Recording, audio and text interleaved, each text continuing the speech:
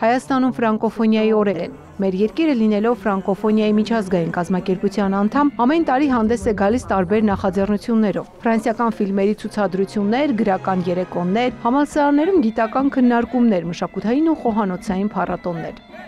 Ագրարային համալսարանում այս օրերին ցուցադրության է հանվել բուհի ֆրանսալեզու մասնագիտական գրականությունը։ Որոշեցինք, որ մենք ավելի լավ կնի գրքի ցուցադրություն կազմակերպենք ֆրանսերեն լեզվով մեր 1700-ական թվականից մինչև 1924 թվականը տպագրված գրքերը եւ ամսագրերը։ Գրքերի մեծ մասը խաղողագործության ու գինեգործության մասին են, քանի որ Ֆրանսիայում այդ ուղղությունը շատ զարգացած է։ Այս բացառիկ օրինակները բուհից դուրս հանել չի թույլատրվում, միայն կարող են տեղում վերցնել ու ընթերցել։ Մեր գրադանի ամենահին գիրքն է, ճարտարապետությանն է վերաբերում։ Ֆրանսերեն բուհի ամենահին գիրքը ֆրանսերեն լեզվով է։ Իրականում ցուցադրված է Ագրարայինի գրադարանի ֆոնդում պահվող գրքերի մեծ մասը, որ ուսանողները պատկերացնեն բուհը մասնագիտական ինչ գանձարան ունի։ Մյուսները դարակներում խնամքով շարված են, դրանք տարիներ առաջ Թայիրովի անվան գիտահետազոտական ինստիտուտի հարուստ ֆոնդից են բերվել։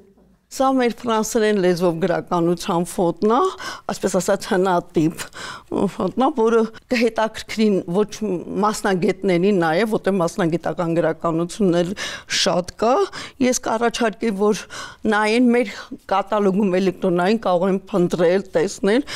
եւ եթե իրանց հետաքրքրում է, մենք մեր ընթերցասրահներում կարող ենք կազմակերպել։ Գրադարանի պահոցում ընդհանուր առմամբ ավելի քան 2000 կտոր ֆրանսալեզու մասնագիտական գրականություն կա։ Գրքերի ցուցադրությունից հետո ապրիլին կկազմակերպվի գրական ցերեկույթ։ Հայ գրողների բանաստեղծություններ ուսանողները կընթերցեն հայերեն ու ֆրանսերեն։